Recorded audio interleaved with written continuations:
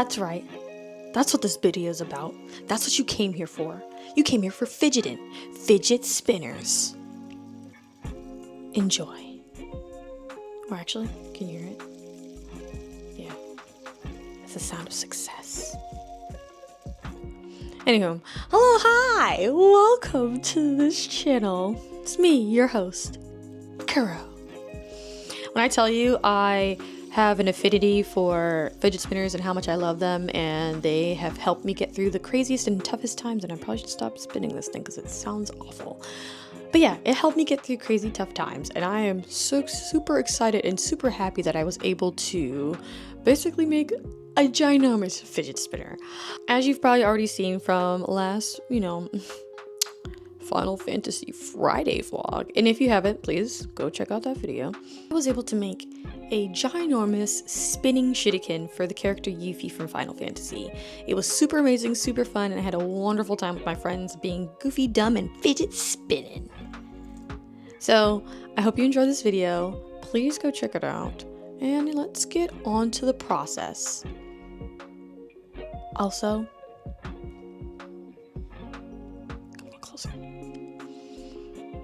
Don't judge me on how crusty I look while making this video. I was tired.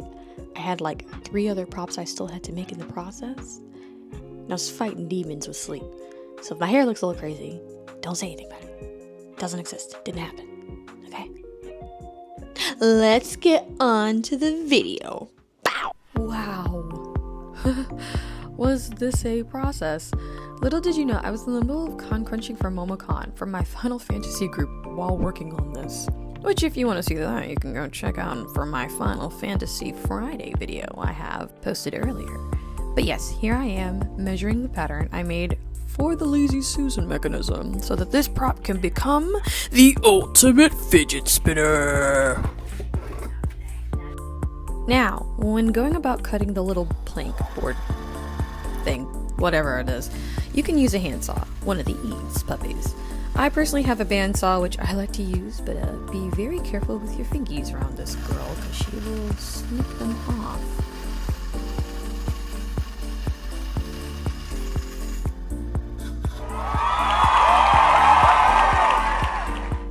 Okay, so I have the pieces cut right here, as you can see, and now what's extremely important is I'm going to use them as in-between pieces. But before I can do that, I'm actually going to test out this mechanism that I'm working on right now as we speak. Lift you up. I'm basically going to screw on the Lazy Susan mechanism to the wood pieces to see if it actually is going to fit and spin properly before I go any further into this project, because I don't want to start making the actual sculpture itself and then realize that it's not going to work. So yeah, this is what I'm going to do next. Okay, so here it is. It's a little wonky, but obviously I'm not attaching it yet. Which I love. So that's, yeah. So I'm gonna take it off of the, I'm actually gonna take it off now and start making the actual Shuriken so that they're one whole piece, and then I'm gonna retouch it on here before I start doing the base part. So let's go do that.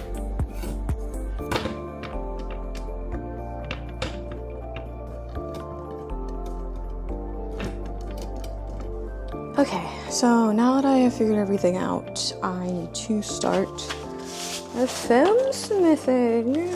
This is the pattern that I'm going to use, which looks really silly, but this should work. But this is the pattern I'm going to use, and I need to start actually getting the foam pieces.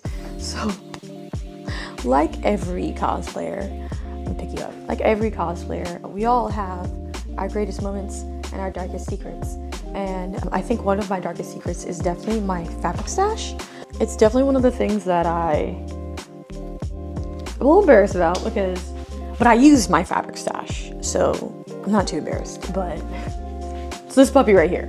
I have a bunch of other foam, but I want to use this first. I don't want to just start grabbing things all willy-nilly and not using it. So I'm gonna check my fabric stash first. Which I put up here because there's nowhere else for it to go. And I'm gonna drop it down. Okay. So. Okay.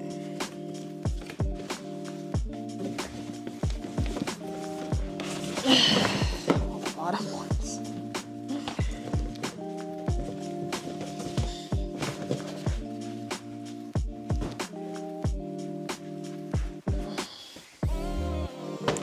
So these are all of the pieces that I want to use, or I can think I can use, in my fabric stash as of now. I have no idea if they're gonna fit or not. Like this one does not fit entirely, so that's a no. I'm just gonna go through them real quick.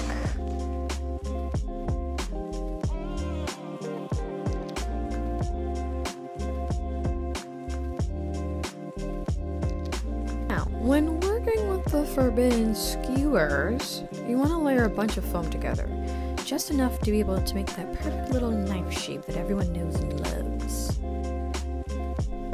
Here, I'm making a little blank window for my little square friend, so that the forbidden skewer doesn't go flying off and hitting someone and making me cry in the process.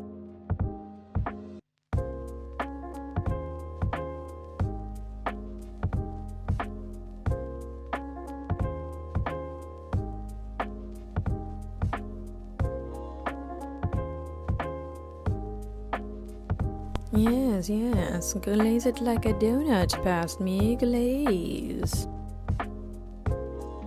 Also, as a reminder, anytime you're working with or playing with or using contact cement, please make sure you are wearing your PPE, which means gloves, masks, things of that nature. Wow, looks like one of those ice creams from the neighborhood ice cream truck, except less melted, more square.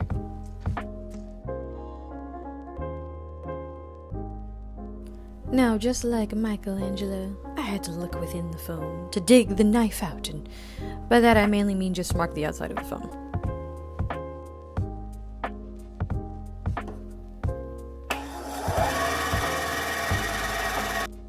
Ah, smooth like butter.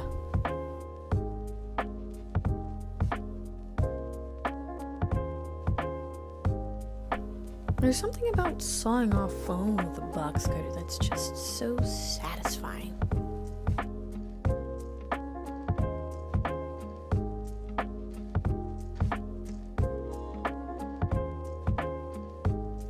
Now, I will say that if you don't have a belt sander, you at least need a Dremel, rotary tool, or sander to get the job done.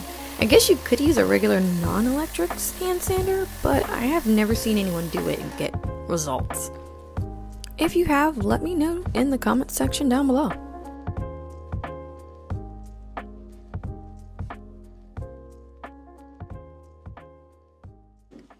Okay, so I just finished sanding all of these little boys.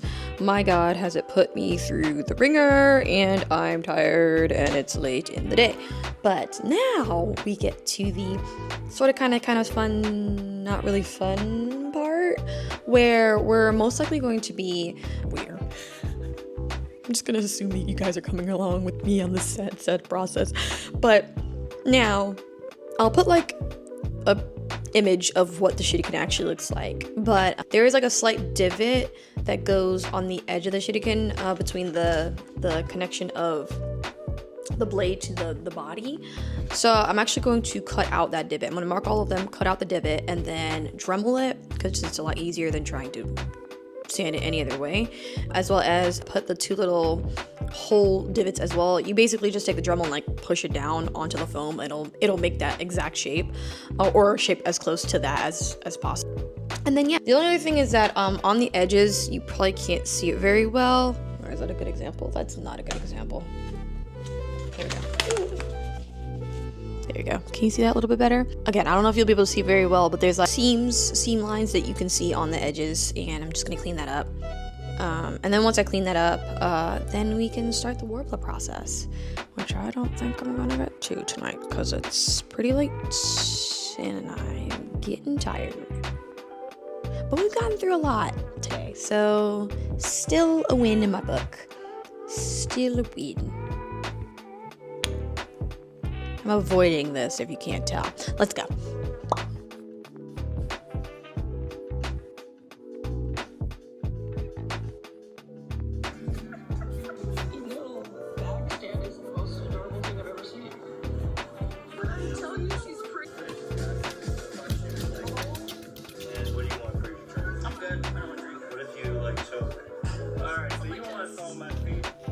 Keep it quilted means you keep it the best.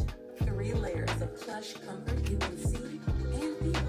Keep it quilted because the best parts in your life deserve the best.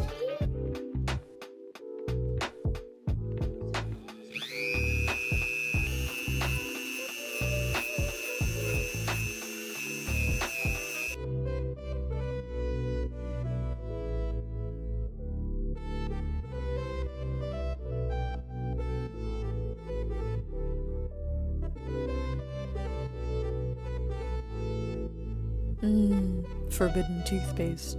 Or as many like to call it, caulking. Now, there are many ways to fill the seams and gaps on a prop, but this is just the way I like to do it. First, fill the seam with the caulking, and then smooth it out as much as possible, and then once you're done, dip your fingies, which should be covered in a glove of sorts. Yes, I am standing at you, because it does cause cancer. Should be on your hands, shouldn't be on your skin. But anyway, dip your fingies in the water and smooth the surface out, even and smooth.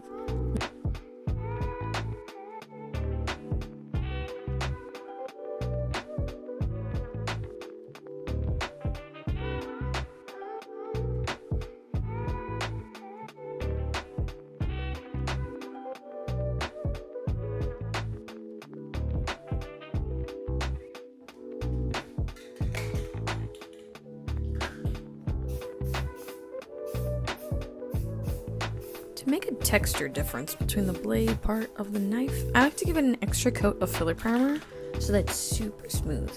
Once the filler primer is dry, I take my modeling paste and mix with water, and then I slather it all over any imperfections that need to be erased. Just like Doodle Bob in that one really terrifying SpongeBob episode.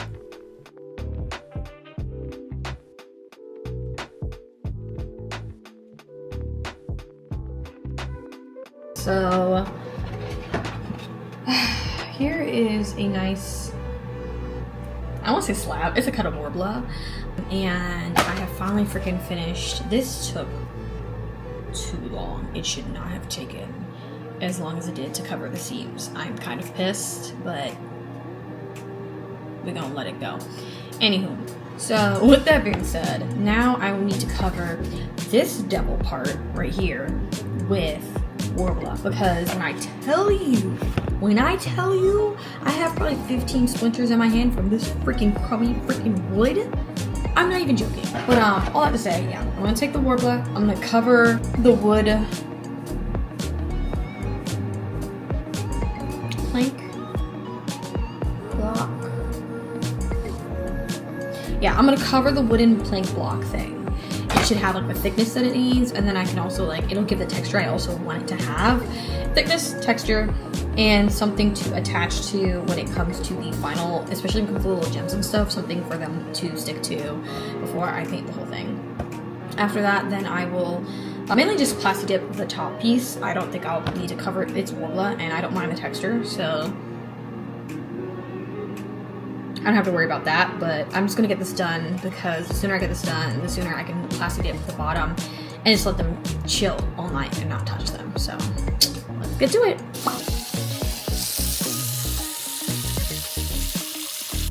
My plastic dip needed a bath. Yeah, so basically I thought I'd get a lot farther than I actually have, but this is what I'm doing right now. Those have just been blasted with a nice beautiful coat of filler primer, and then once they're done drying, I'm going to run them with Warbler. These, on the other hand, I'm actually finally ready to start plastic dipping them and having them coated in plastic dip and kind of going from there. I just had the plastic dip sit inside some warm, wonderful water so that it can become a lot easier and more manageable. And now I'm going to plastic dip these puppies so that at least I can get through half of what I want to be done with for tonight before tomorrow. So spray.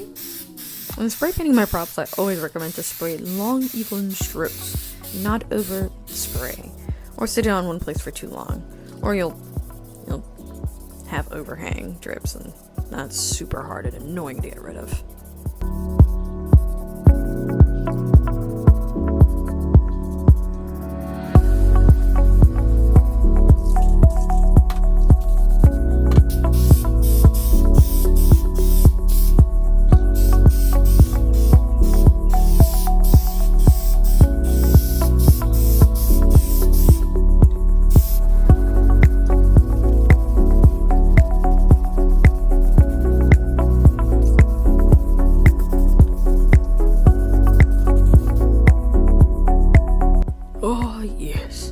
Graphite process.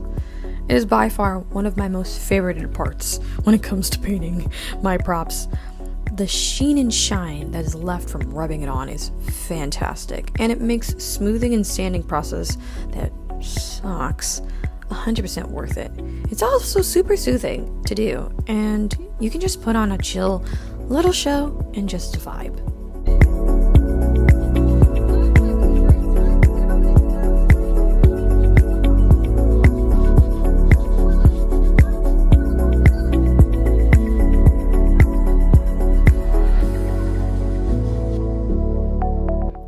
Now, after putting the graphite on, I then paint any defects or problems, like hiding away my sins.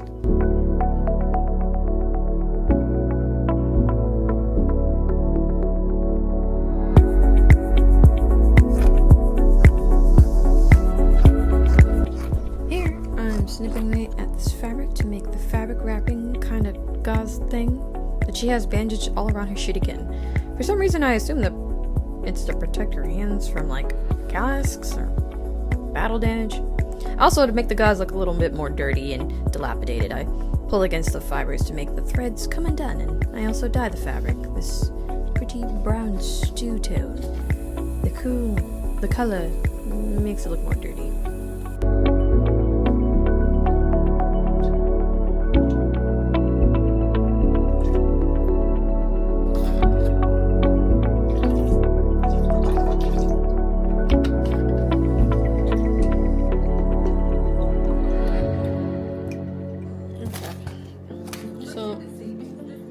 This guy. I'll have the handle side so I know not to put the handle there. Now I cannot put it here to put it on the outside.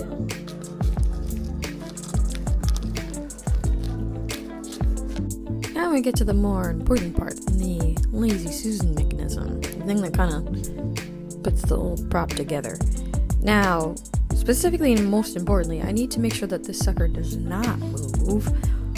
Because again, I don't want it flying off, so I'm going to put a lot of reinforcements such as glue, Morba, screws, tears, a lot of stuff.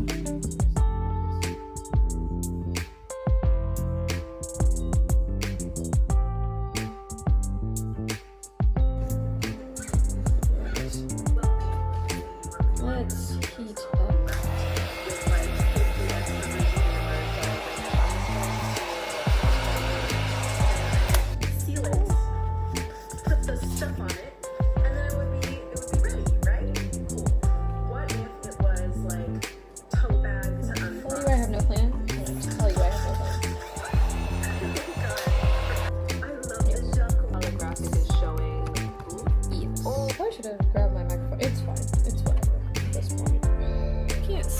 But let me back up a little. Look how big that is. I haven't even added the other piece. Ooh.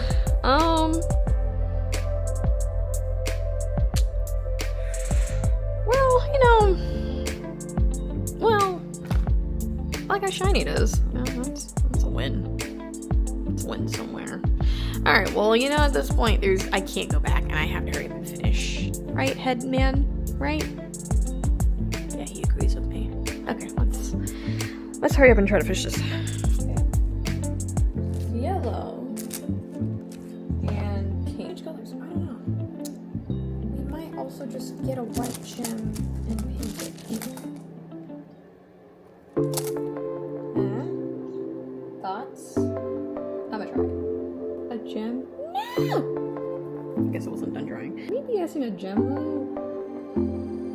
clear white gem? That's all you're seeing. You're just seeing it this way. And I mean, like, and his brothers are kind of similar. Huh? Huh? Look at that.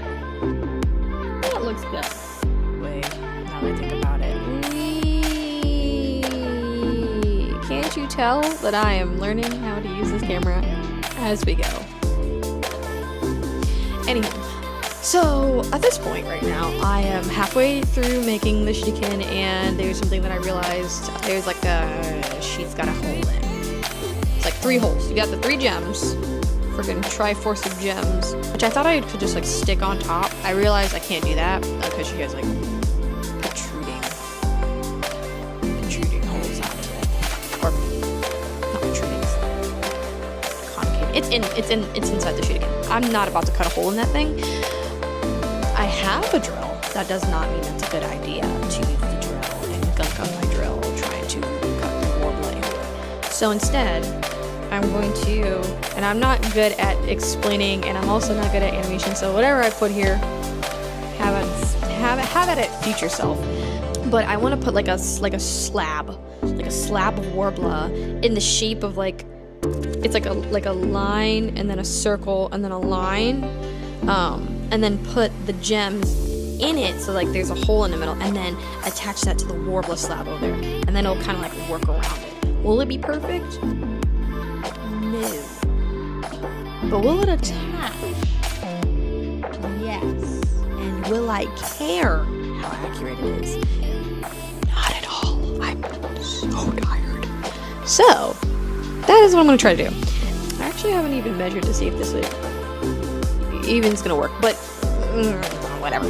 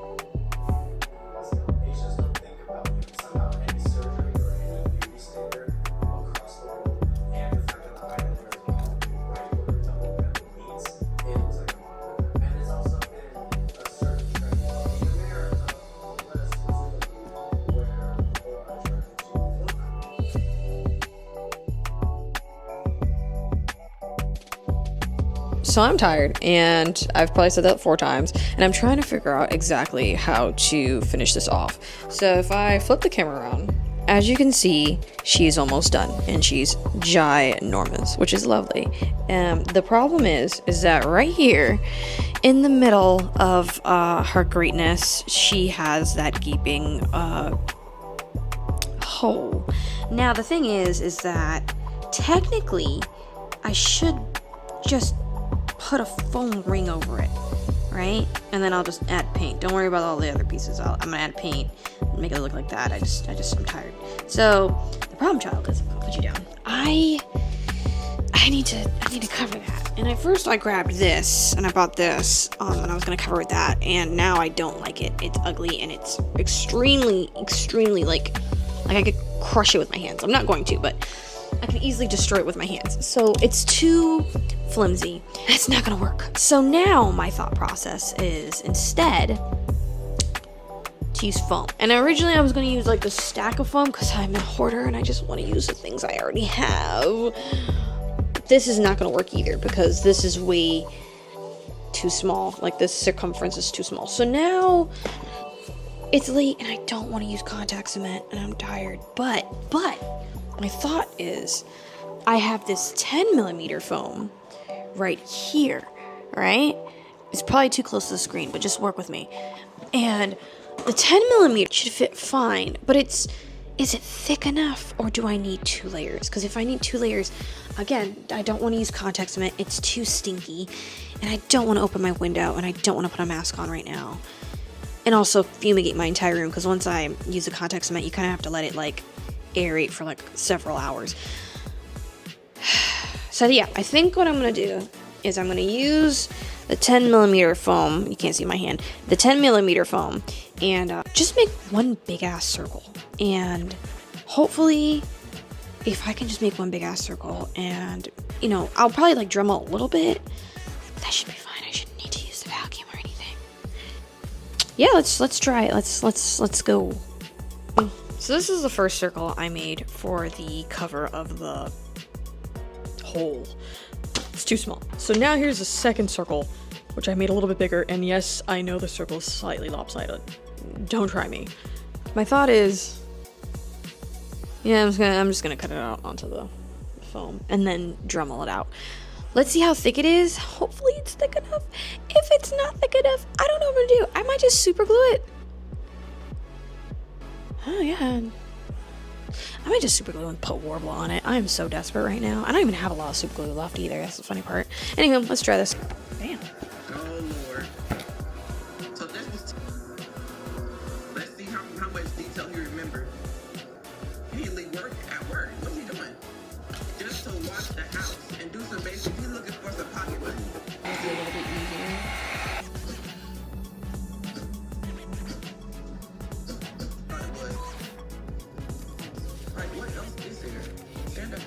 Here it goes. I see why it's getting cans out here. Crazy. I can't even go over there and press them.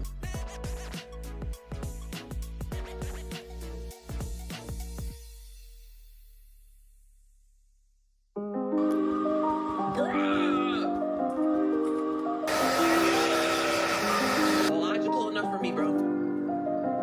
Logical enough for me, bro. Not. It was even, who was that? I know everything. I know you left me for her. This is exactly what.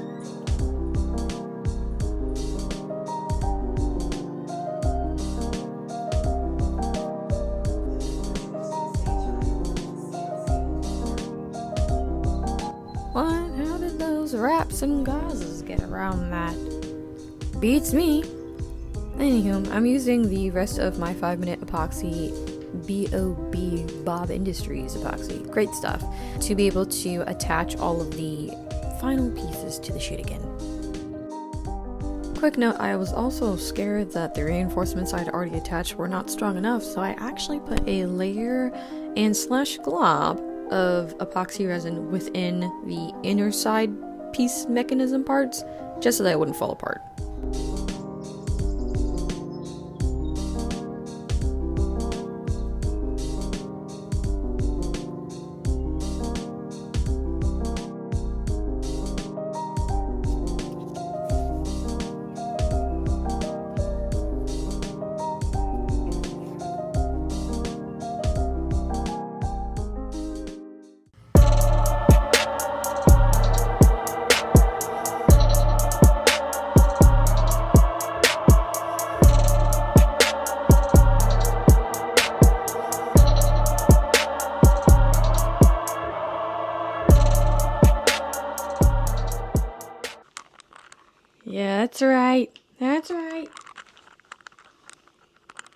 It's obviously hella heavy and really cumbersome and hard to spin, but you get the point. You get the point. Art, isn't she thou amazing? Look at her.